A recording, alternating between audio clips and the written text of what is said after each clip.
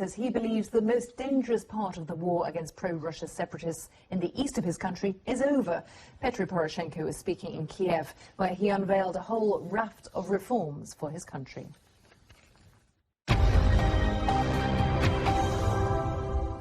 Welcome to World News Today. I'm Philippa Thomas.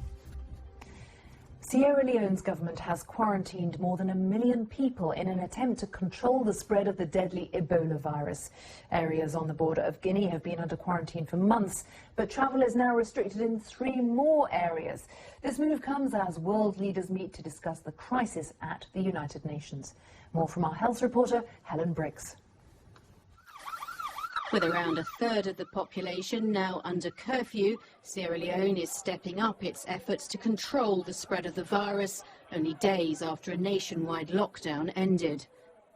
The World Health Organization has released new figures showing the death toll from Ebola is still rising.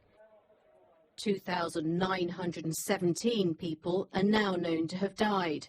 That's out of 6,263 cases across the 5 West African countries affected by the outbreak. The WHO also says the situation is getting worse in Sierra Leone and Liberia, but does appear to have stabilized in Guinea. A key challenge in the 3 worst affected countries is the lack of medical care. New treatment centers are opening, but hundreds of hospital beds are still needed.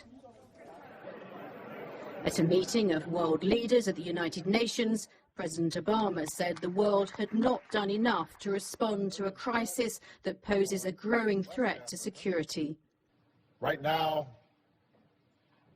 everybody has the best of intentions, but people are not putting in the kinds of resources that are necessary to put a stop to this epidemic. There's still a significant gap between where we are and where we need to be.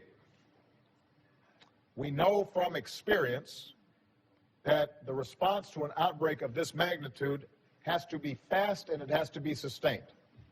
It's a marathon, but you have to run it like a sprint.